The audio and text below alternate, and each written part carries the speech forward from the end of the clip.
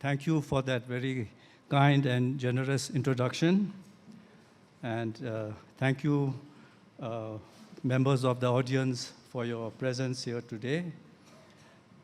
I would also like to thank all these young, enthusiastic, and smiling volunteers who are present everywhere and add a real, true festive atmosphere to this event. It is really and truly an honor to be sitting here on the same stage with Ambassador Sarna, who has had a most distinguished diplomatic career and also served in Bhutan along with his beautiful and charming wife, Dr. Avina. As MC mentioned, Ambassador Sarna has written several books, and today we will be talking about his highly acclaimed novel, Crimson Spring, which is about the Jallianwala Bagh massacre that took place on 13th April 1919. For the information of the young Bhutanese audience who must be and ought to be interested in history, the site where this incident took place was very close to the most sacred Golden Temple in Amritsar, Punjab. In the Bhutanese context, it's as if the incident happened next to Taksang in Paro, and that also on the day of Paro Tsechu, because it coincided with Baisakhi, the annual cattle fair. On that fateful day, General Dyer ordered his troops to kill a large congregation of people who were not happy with the decree imposed by the British called the Rowlatt Act, which among others gave them the permission to just pick up people on the streets and put them in jail without trial. But Ambassador's novel is not just about Jallianwala Bagh massacre. That is more like the central post of a tent around which this story is woven. This book is about Punjab and aspects of colonial history. And here, if I may, I would like to quote Namita Gokhale, who beautifully explains what the book is about. Quote, Navtej Sarna's book carries the resonances of Punjabi Kissa, that means oral history. Its evocation of a vibrant and sacred city, of the vitality and resilience of Punjab, of everyday life, of its people, their vulnerability and pride and determination to exact revenge. All these are presented with passion and conviction. I would strongly recommend you all to read it. It's available at the tents behind the auditorium, along with some of his other books. So if I may start, Ambassador, may I ask you how much influence Kissa tales from your own family played a role in inspiring you to write this book? Thank you, Ambassador Rabgye. And first of all, before I get to the book, I would like to express my gratitude to everybody here.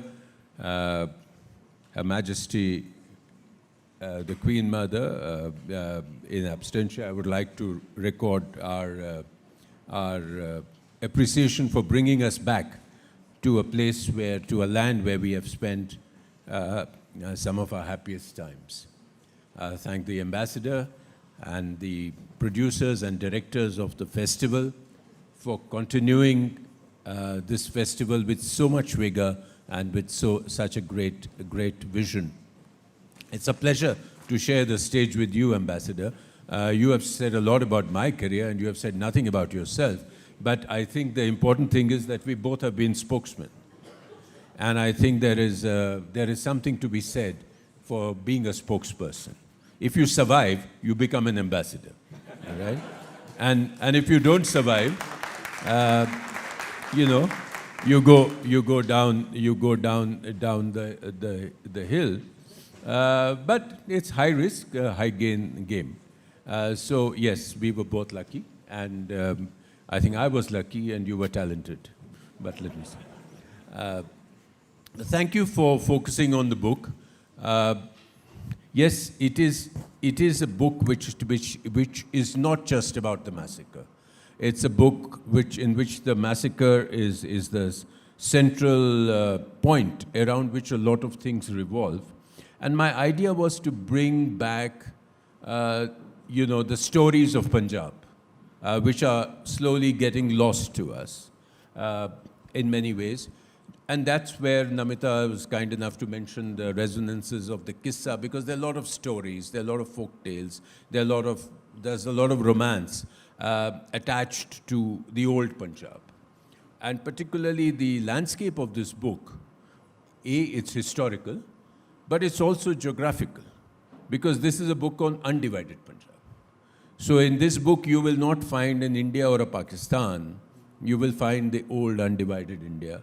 You will find the 5 rivers without a division as to which river and how much water has gone to which country.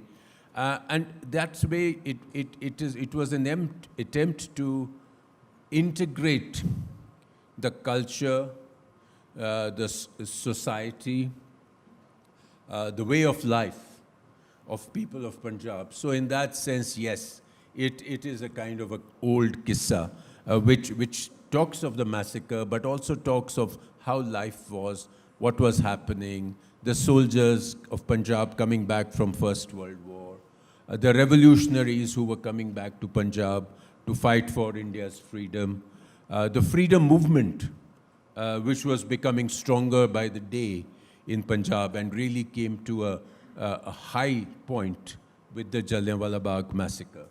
So that's what this is all about. Thank you.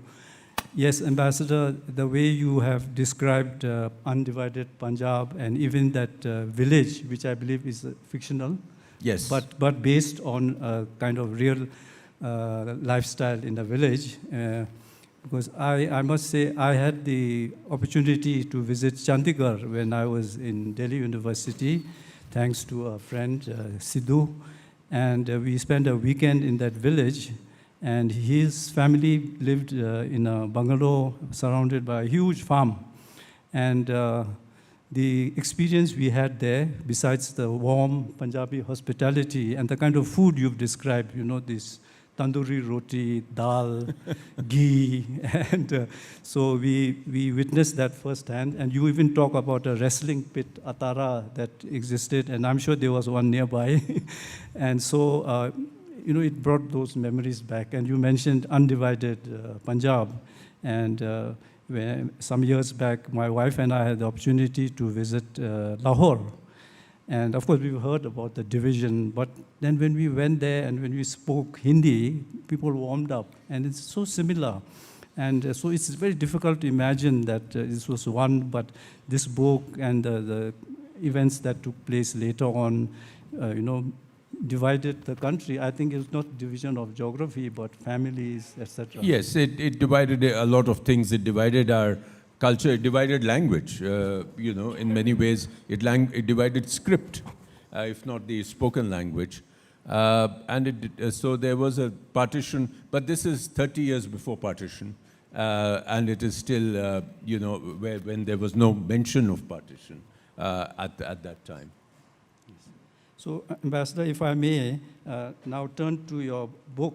You obviously did a lot of research based on historical facts. And so did you do that to keep the script as real as possible so that the younger generation, not only of Indian generation, but abroad, where this information, there's total lack and kind of distorted history. So was it your aim to kind of get the facts right? No, absolutely. I think facts are sacred. And we heard a bit of that discussion in one of the earlier sessions. I think the book Angria was, there was a discussion on this issue. But I think every writer has a different approach. My approach is very clear, that if you're writing a historical fiction, it doesn't mean that you're fictionalizing history. History is history. The facts are all there. But history has gaps. And history is subject to interpretation. History is different, as this book says in the preface. History is different from the ruler to the ruled. History is different from the white man to the brown man. History is different if you are a colonizer, if you're an army man, or if you are the one who is suffering. History is different for a historian, and history, to some extent, can be different for a novelist. So for a novelist, I think the trick is to fill the gaps of history. Because history is bare bones history. History doesn't talk about emotions. History doesn't talk about feelings. History doesn't talk about psychological impulses. And history doesn't talk of, there is what is called subaltern history, but history normally doesn't talk about the man on the street or the man in the village or the wrestler in the village. History will talk about kings and queens and rulers and generals. So very often, that is the place where the fiction writer gets it. So you have history, the facts are not changed, but you fill in the colors. And that was my approach to this book. So all the facts in this book are factual. They are correct, they are checked and rechecked. And I'd be happy if somebody can point out some mistake, which I will correct in the next edition. But if there is a next edition. But so far, so good. Nobody has corrected anything. And there was enough place for the fiction writer to come in the cracks of history. I think that is so beautiful. Because we have many young students in the audience, and we are all students we studied history, and I must confess, one of the difficulties of learning history was mugging the dates and the events. And so I wish we had the opportunity to have access to books like yours, which weave fiction and history, and then you remember what it's all about, what's really profound and what happened. And as they say, it was Winston Churchill who said history is written by the victors. And so you can imagine the kind of arrogance, if I may say so, but I think it's partly true. But I think that's a great contribution people like you have made to inform the public. And I hope in Bhutan also our educational institutions will give due importance to history. Science, maths, of course, is important, but I think history is terribly important also.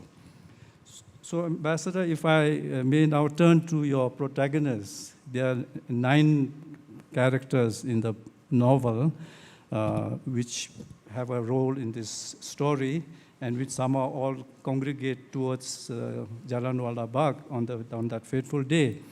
And one of the central figures in this is a chap called Udham Singh, who you mentioned is a real-life figure. So can you please tell us something about this gentleman who waited so many years to exact revenge, and what drove him to do that? And can you just tell us a little bit about him, and leading to the part where he actually ended up in that hall in London and shot the former Governor General of Punjab.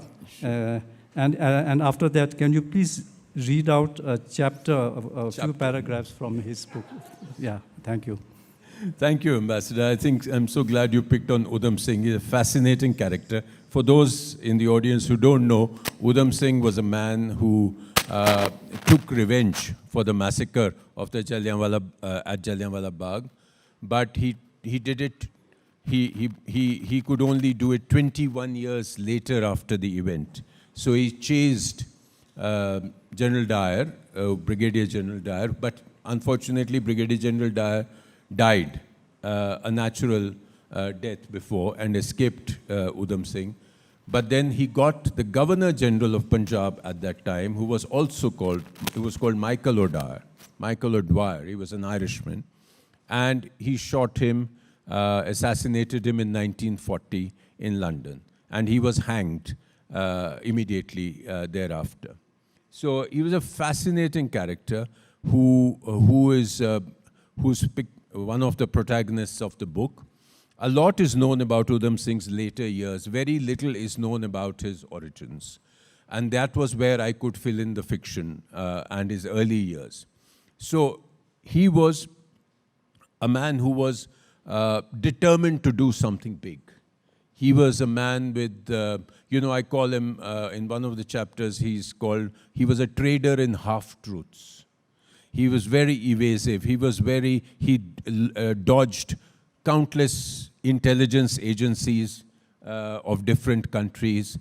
He changed identities. He had many, many names. He was called Udham Singh, Uday Singh, Sher Singh, Frank Brazil. He was called Muhammad Singh Azad. He had on his arm tattooed Muhammad Singh Azad. So when he was actually booked for the murder or the assassination of Michael O'Dwyer, the FIR, as they call it, was registered as Muhammad Singh Azad.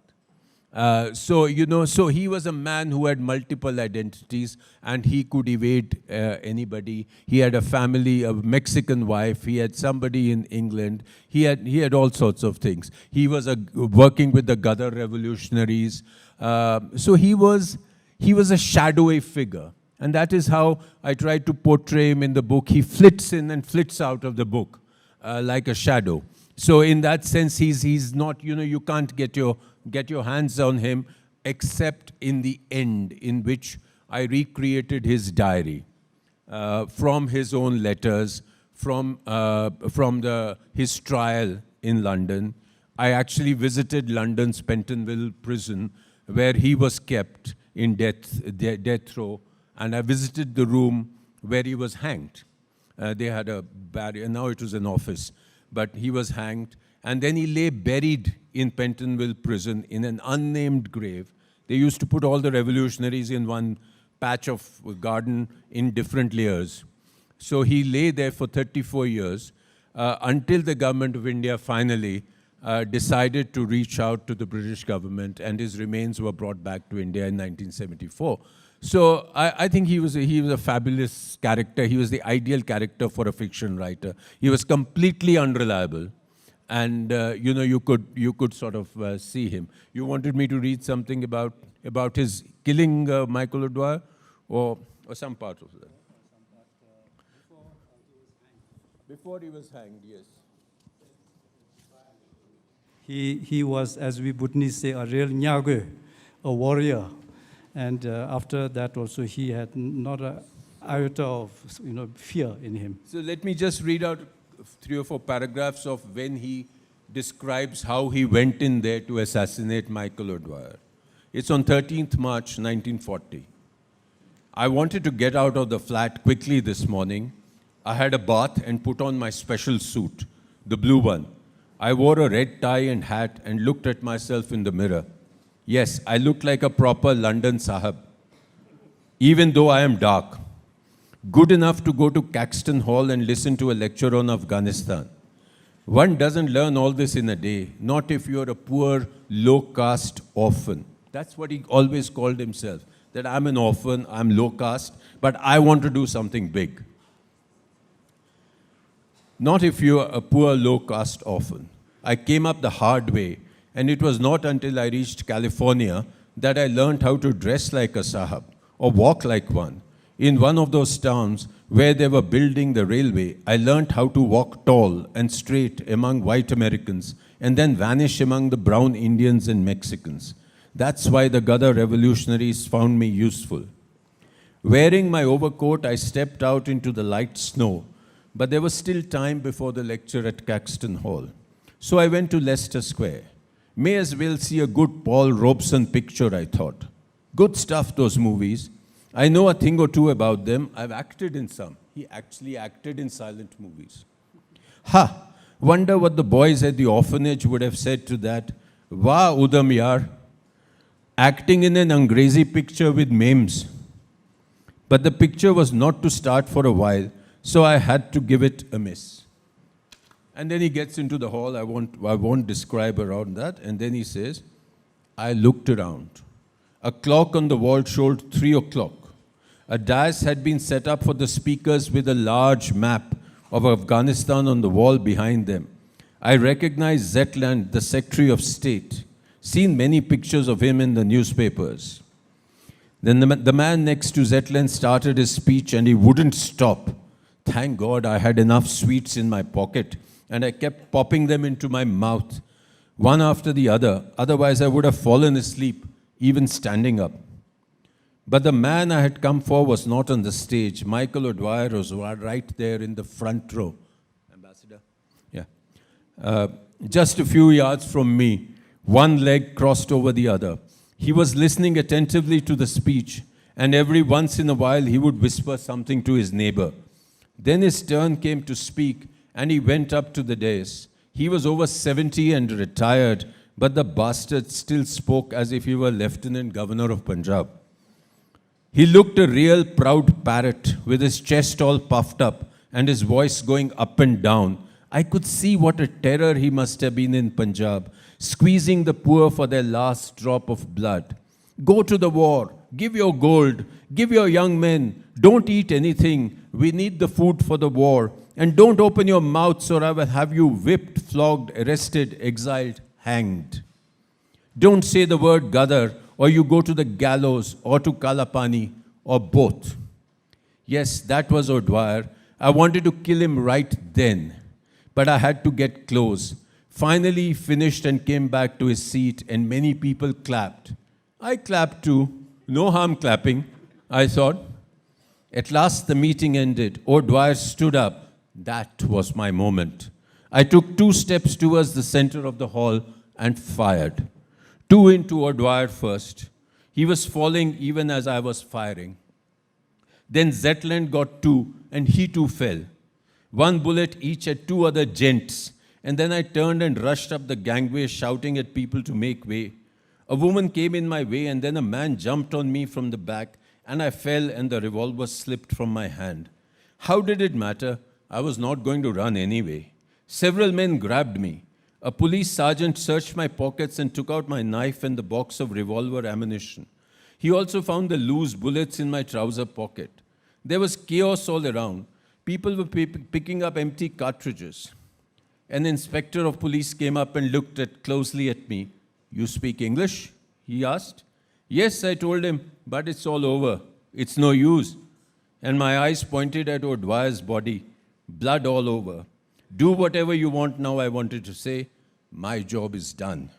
This poor orphan has done a big thing, bigger than he could ever imagined in his wildest dreams.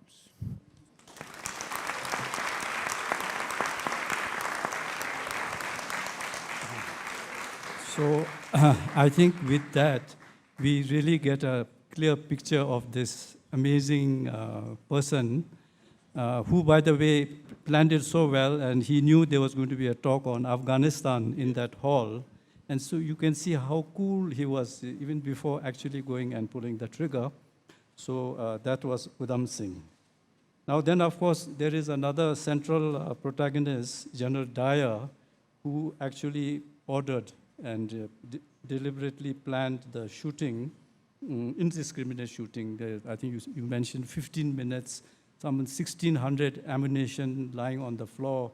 And so, I mean, what kind of person he was? I mean, on the surface, he seemed like a normal person. You know, he had a devoted wife. I think he even played golf, so I read somewhere. And he must have had raised with some good Christian values. Do you think his actions were motivated purely by the desire for the British to keep ruling India, or was there more to it personally? Thank you. I don't know. It's very difficult to place Brigadier General Dyer. I always call him Brigadier General Dyer because, you know, in India, he has become known as General Dyer. But he was never ever a proper general. He was always, he had a temporary rank of Brigadier General. And that also after the massacre was taken away from him. So his substantive rank was only a colonel. But let us call him general for, you know, let's be kind to the dead. So, but General Dyer was, I think in one word, if I say so, I think he was a psycho. You know. And, you know, he was brought up in India. He knew Hindustani. His father, if those of you who have gone to Simla and passed through Solan, you will see the Mohan Meekan Brewery. It used to be the Dyer Meekan Brewery. That brewery was started by General Dyer's father, Edward Dyer, who was a brewer. And when they started making beer in India, that was one of the earliest breweries. So he grew up in India. He could speak Hindustani. He had Hindustani servants to look after him. But he was a bit of a psycho. You know, he used to stammer as a child. So I think somewhere that went into his psychology. He went to Ireland to study and later came back, and he was a very brave soldier by all accounts. All the soldiers who worked with him always said he was a very brave soldier. But at that time, he was convinced that there was going to be a big rebellion in India. There was no objective basis for this. But, you know, those who have been kind to him say that the British were fearing 1857 all over again. So when they saw unrest in Punjab, when they saw protests against the Rowlatt Act, when they saw the beginning of Satyagraha, they thought that there was going to be chaos and they were going to be outnumbered. So when he became an obsessive person that in that week in Amritsar. He landed up in Amritsar. In fact, there are even doubts that he was actually told to go from Jalandhar. He just picked up his soldiers and reached there. And he set up camp there. And he convinced himself all night walking around his tent that these are the people, if I don't finish them, there will be a problem. I need to teach all of Punjab a lesson. So he shot, and he was cool and calm when he ordered the firing. These are descriptions by the people around him. The policeman tried to stop him. One of the officers couldn't bear it. He left the guard, Jallianwala Bagh, and went away. But he was cool and calm, and he fired 1,650 bullets on absolutely unarmed, innocent people in an enclosed space. And then he did not do a warning. He did not fire in the air. And his first testimony was, they were going to attack me. Then he changed his testimony. He became a hero. And he said, no, I stopped the rebellion. So all that. But later on, we believe that he was tormented. He did not sleep well. He continuously told people that I did the right thing, didn't I? And there was the very hard imperialist part of Britain which supported him. They set up a fund which got him 26,000 pounds to retire on, because he was never given another job after that. 26,000 pounds was a lot of money, including 10 pounds contributed by Rudyard Kipling. And he lived on that, but he had a stroke. And then he had a second stroke, and he wouldn't meet people, and his wife took care of him. And he became obsessive. He was always trying to talk about it and say, didn't I do the right thing? I did the right thing, etc. So obviously, it weighed very heavily on him. I think he was a deeply damaged man. I don't know about his Christian values at all. Thank you. And, after he died, he was actually given like a military state funeral. Oh, yes, funeral. Yeah. He got a funeral which even serving generals did not get. But he got straight down the main mall of London. His body was carried from the Horse Guards parade down to at Trafalgar Square. Those who have been there would know that there's a church on the right side, St. Michael's, and his body was held there. And then his wife actually did not bury him, she cremated him. Why do you think that? I think she must have been aware that you don't want to give a symbol of a place for people to come and hate or people to come and take revenge upon. So there was, Udham Singh says it somewhere in the book, that, even if he was lying in a grave, I would pull him out and put 6 bullets into him, But there is no grave of Brigadier General Dyer. And yes, okay, I'll turn to another question. This Jallianwala Bagh incident obviously was a clear testimony of the fact that the promises that the British were making for self-rule and things like that were false. But yet, it took another 27 years before India gained independence. The Gadar Party was formed in 1913 by Indian immigrants, mostly Punjabis, in the United States, which propagated armed revolts against the British. And of course, Gandhi was fighting, not literally, for the British to leave India. But as Wasaka Singh in your book says, from that party, we have declared war on the British Empire. Only 4 crore Britishers and 30 crore Indians. Where is the comparison? Now, whether he was a fictional or real person, that sheer difference in population was a fact.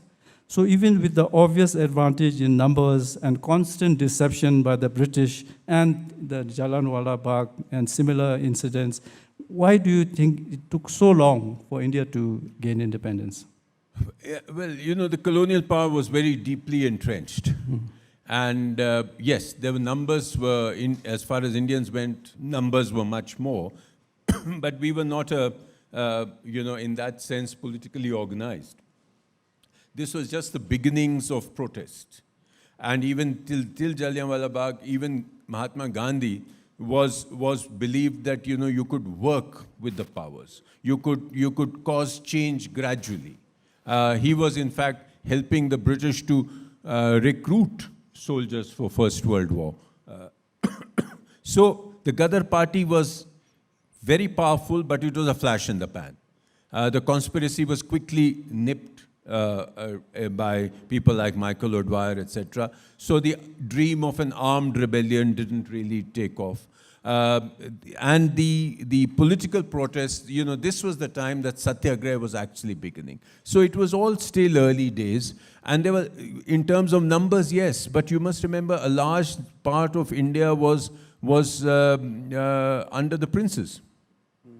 And a lot of the princes were very much in favor of the British continuing their rule, because that's where their bread, which came from London, was buttered.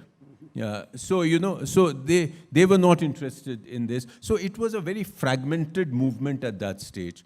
Jallianwala Bagh changed Mahatma Gandhi. He realized that there's no point trying to deal with the imperialist powers. You have to go the whole way. And a lot of streams that were coming in, which I've tried to capture in this book.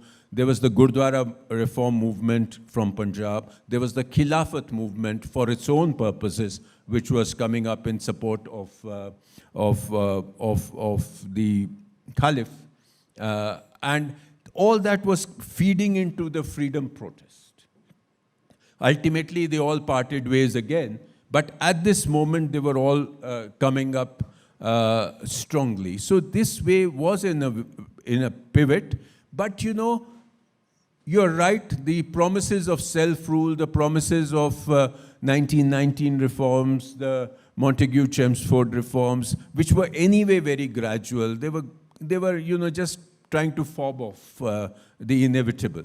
But ultimately, they couldn't do that much longer, and the protests became stronger and stronger. Thank you. I think we are getting signals for time, Ambassador. I would carry on all day, but...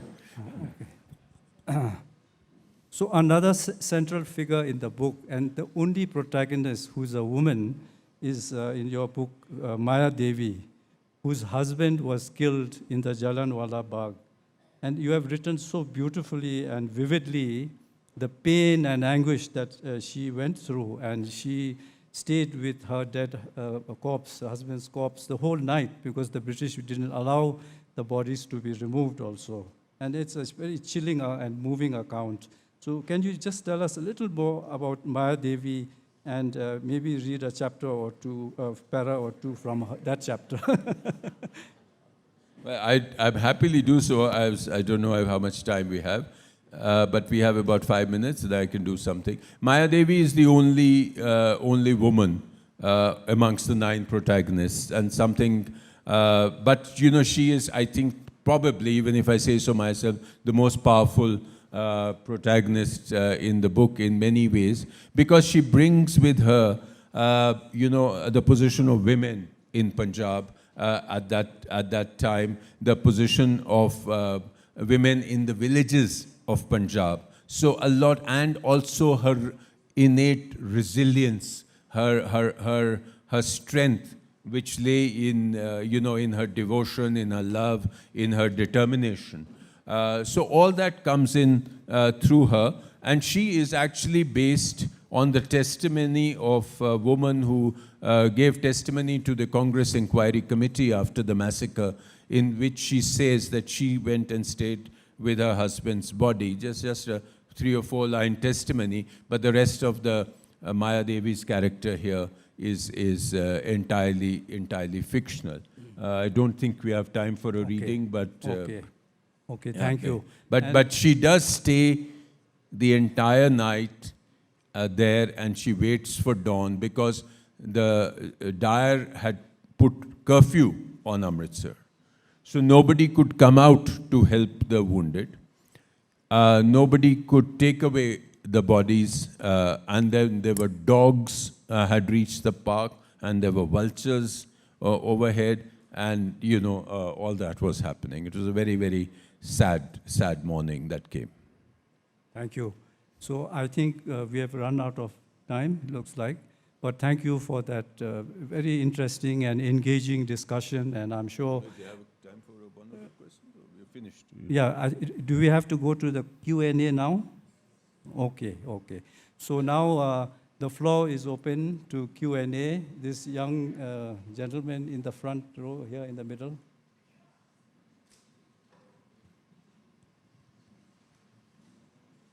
Yeah, can you stand up? Yeah. Please introduce yourself. Hello, my name is Arjun Singh. I'm from Mayur School, Ajmer. I'm studying class 7th. My question is that what does the title Crimson Springs represent the novel's themes, and why did you choose this specific title for the novel? Thank you. Well, thank you. This massacre occurred on the day of Baisakhi, which is 13th of April, which is actually a spring harvest festival. So it's the spring, and crimson because of the color of blood is crimson. So it was a bloody Baisakhi, so it was Crimson Spring. Thank you. Next question. Okay, this another young gentleman from Mayo. Good morning, sir. I am Daksh Gupta from Mayur School, Rajasthan. Firstly, I would like to thank my school and Her Highness for giving me this opportunity to come in this wonderful event. So my question to you is that you said that many organizations and people were using violent ways to gain independence, and some of them were using satyagraha and other methods, like peaceful methods. So, sir, what are your views that if India got together and followed one way, which would have got a faster independence to us? That's a very, very deep question, and I don't have an answer to it. But I think in retrospect, when you're looking back at history 100 years later, I think there would, of course, have been fabulous if India had all been together, and all the communities and all the political parties and the princes and the protesters would have been together. Then we would have moved much faster. As in terms of violence and non-violence, I think that people have had a different view on it, but I think both of them contributed. Armed rebellion as well as the very strong non-violent protests, all of them put pressure on the colonial powers. So I think we must give due place to all the, not to violence, but to sacrifice. A lot of people, a lot of young men, a lot of people whose names you don't know were hanged for freedom. So I think as students, as young students, you have to go back and try and read as much about it. Don't think that we were always born in a free country.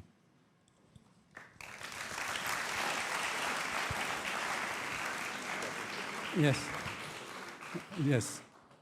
Lumpuk. Now, Lumpuk, Ambassador Kezang Wongdi. Thank you very much. What a moving, riveting explanation of the book. I'm just going to point out something that I read outside the book in terms of, let me say, the government that time Winston Churchill was, I think, the secretary or something of the war. And then of the war, right? And he moved a debate in the House of Commons. And the government was, the opposition was roundly defeated, 147 to 37 vote. But then the public was very quiet on this massacre rather. So there seems to be a dichotomy. For a brief moment in time, the government was a little bit moved by morality and ethics, perhaps motivated by, I guess, real politics. But why was the British public with Colonel? I would rather demote him this morning, call him Sergeant Dyer today. Thank you, Ambassador. I think you're absolutely right. In Britain, the opinion was divided about Dyer. There was, when news reached, and it took time for news to reach because there was censorship in Punjab. When the news reached, the liberal circles, the liberal media, and the liberals in the Commons were critical of Dyer. They said this gives Britain a bad name. This is the worst thing that we have ever done. And this is against our sort of, self-proclaimed character.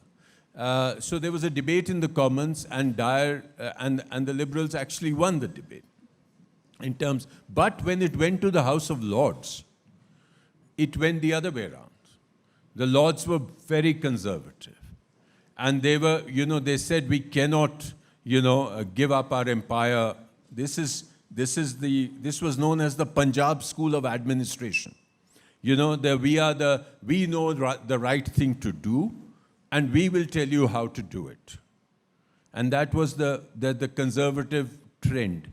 And then Dyer was forgiven by the House of Lords. So the public was also divided along the same lines. There were a lot of people, and a lot of, as is evidenced in the account of the funeral, a lot of women, because thought that he had done the right thing, because a lot of the memory of 1857 and pillage and rape at the hands of the so-called mutineers was a very deep fear, which was only 60 years old at that time. From 1857 to 1919, it was not that long back. So they said that you saved India for the empire. You saved us from the barbarians. So this was the divide. And Winston Churchill was Secretary of War.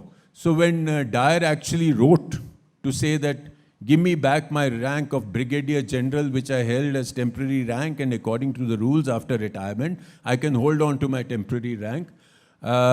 This became a hot potato between the India Office and the Secretary of War. Nobody wanted to touch it. So they kept on sending it here and there until Dyer died. Thank you. Do we have one more opportunity for a question? Okay. Mr. Achut.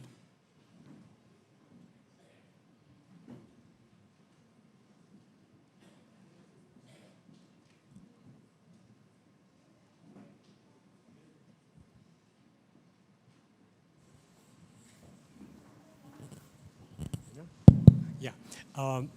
Thank you very much, Ambassador Sarna, for this very interesting discussion about your book. Certainly, I'm going to buy a copy and hope I can get your, signature on it later today.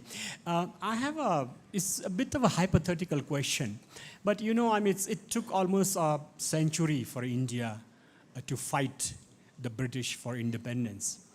But the British gave away India only because the Indians fought for the independence, but there was a global, tiredness about maintaining colonies. Look at the British in Indonesia, for instance, the French in Africa, and all that. So there was as if the colonizers had come together and decided, look, it is time for us to give up, our rule in these countries. To what extent do you think that plays an important role in India's independence?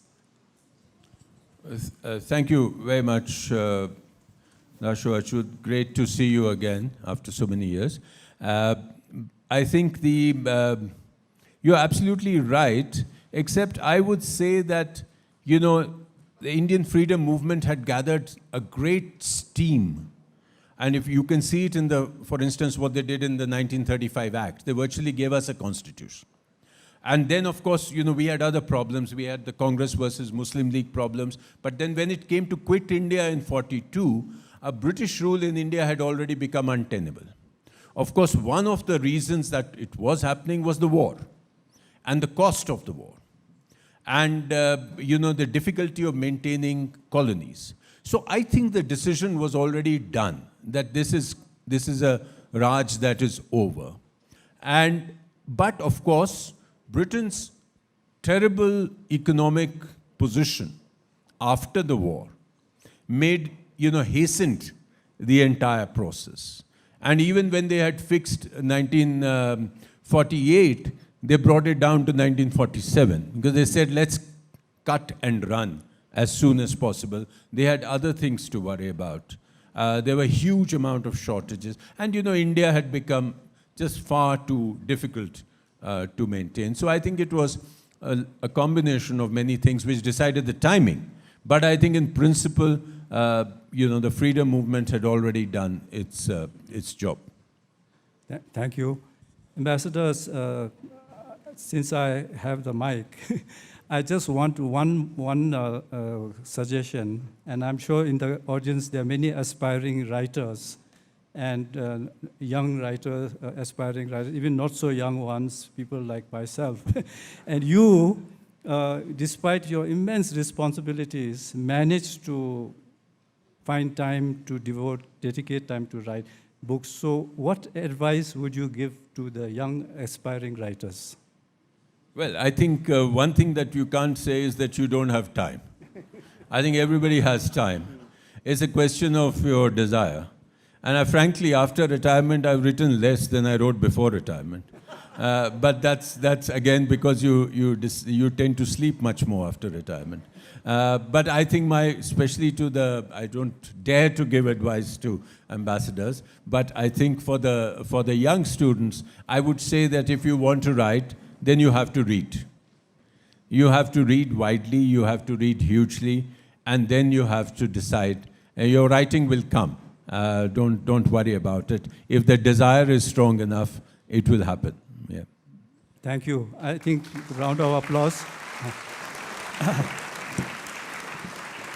I think this is a beautiful way to end this session. Thank you so much. It's been a privilege and honor to share this platform with you. And I'm sure everyone has enjoyed this session. Thank you very much. Thank you, Ambassador.